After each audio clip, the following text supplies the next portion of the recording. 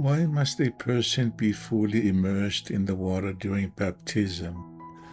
That question is not only about the form, but about the doctrine and covenant behind the action. It is about what baptism is meant to testify before God, angels, and the church. The word translated as baptize comes from the Greek word baptizo.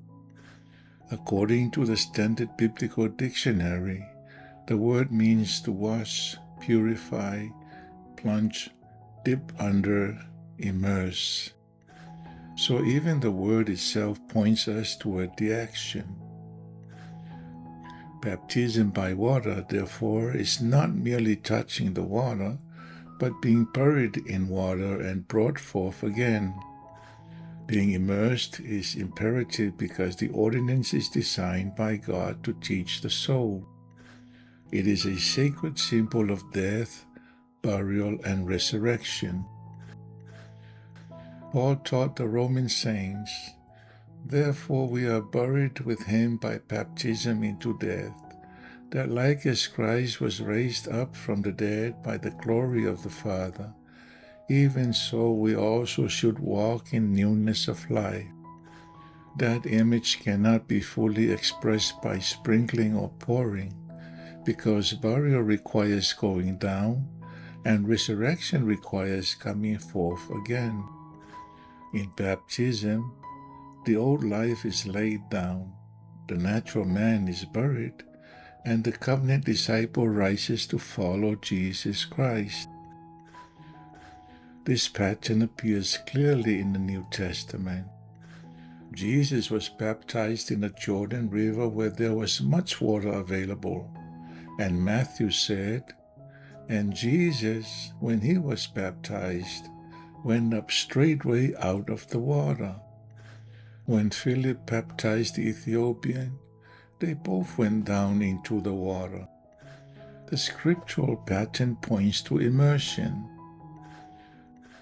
When the resurrected Jesus Christ appeared to the people at Bountiful, one of the first ordinances he clarified was baptism.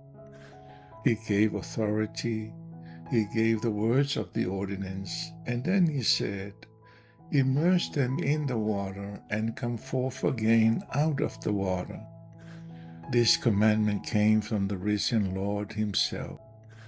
After he had been buried in a tomb and risen in glory, he commanded baptism to be performed in a way that bears witness of his burial and resurrection.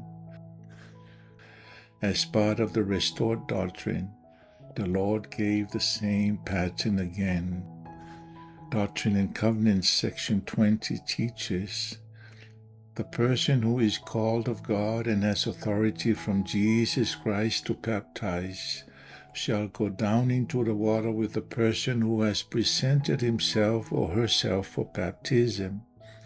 Then shall he immerse him or her in the water and come forth again out of the water." So baptism by immersion is the revealed manner of the ordinance.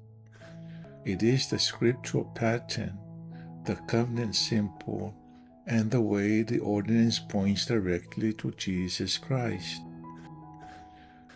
Immersion teaches us that Christ does not merely improve the old life, he gives new life. When a person goes down into the water, it testifies that they are willing to leave sin behind. When they are brought forth again, it testifies that they are willing to rise with Christ and walk in the new covenant life. That is why baptism must be by immersion, not because God cares only about outward form, but because God uses sacred ordinances to teach eternal truth. The form carries the doctrine, the water carries the covenant, and the baptism ordinance bears witness of the death, burial, and resurrection of Jesus Christ. I testify that baptism by immersion is a sacred ordinance of the restored gospel of Jesus Christ. It points us to his atonement, his burial, his resurrection, and the new life he offers to every soul who has come unto him with faith and repentance. In the sacred name of Jesus Christ, amen.